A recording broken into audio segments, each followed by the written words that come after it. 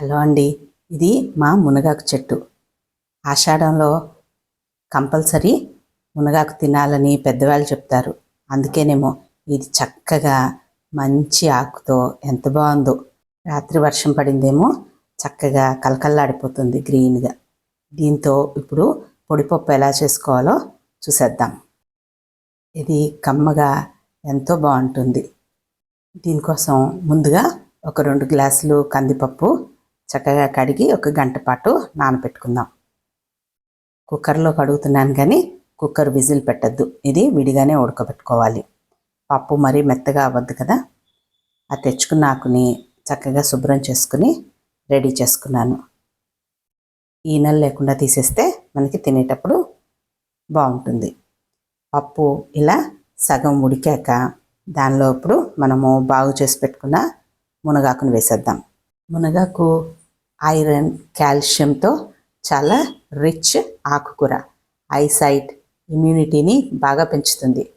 ఆషాఢంలో మునగాకు కంపల్సరీ తినాలంటారు మన పెద్దవాళ్ళు. వర్షాకాలంలో తినటం ఆరోగ్యానికి చాలా మంచిది. అందుకనే ఆషాఢంలో తినమని చెప్తారు. మీరు ఈ స్టేజ్లో కొంచెం వాటర్ కావాలంటే కొంచెం వాటర్ పోసుకొని మొత్తాన్ని మళ్ళీ కాసేపు ఉడికించుకుందాం.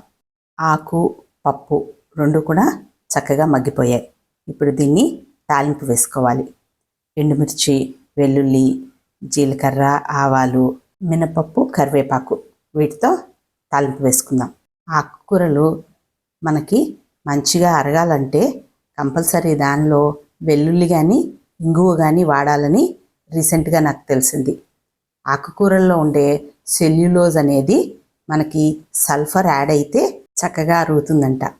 కానీ మనం కూరల్లో వెల్లుల్లి, ఇంగువ రెగ్యులర్గా వేసేదే కాబట్టి మనము అలా వేసుకొని చేసుకుందాం కూరలు. ఇప్పుడు తాలింపు వేగాక దానిలో పసుపు, కారం, కొంచెం ఇంగువ. పప్పు కూరల్లో ఇంగువ, వెల్లుల్లి మనం నార్మల్గా వాడుతూనే ఉంటాం కదా. ఆ వేగిపోయిన తాలింపులోకి మనం ఇప్పుడు పొడి పొడిగా ఉడికించి పెట్టుకున్న పప్పు, మునగాకు వేసేద్దాం. దాన్ని ఒక 2 నిమిషాలు మొత్తం కలిసేలాగా కలుపుకుంటే మనకి పప్పు రెడీ అయిపోయినట్టే. మునగాకుతో మనం టమాటా వేసి పప్పు, మెత్తటి పప్పు చేసుకోవచ్చు. లేదు ఇలా పొడి కూర చేసుకోవచ్చు.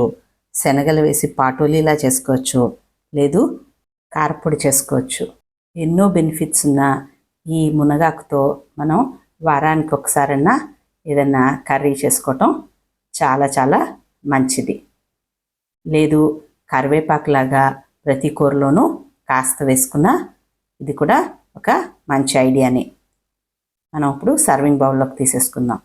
బోలెడు పోషకాలు ఉన్న మునగాకు, ఫుల్ ప్రోటీన్ ఉన్న కందిపప్పు మంచి కాంబినేషన్ కదా. వేడివేడి అన్నంలో ఈ పప్పు, నెయ్యి వేసుకుంటే ఎవరైనా ఆహా అనాల్సిందే. మునగాకు బెనిఫిట్స్ అందరికీ తెలుసు, కానీ కొంచెం అశ్రద్ధ చేస్తాము. అశ్రద్ధ చేయకుండా చక్కగా వారానికి ఒకసారన్నా కంపల్సరీ ఇలా ఏదో రూపంలో తీసుకుందాము. మనం ఆరోగ్యం జాగ్రత్తగా కాపాడుకుందాము.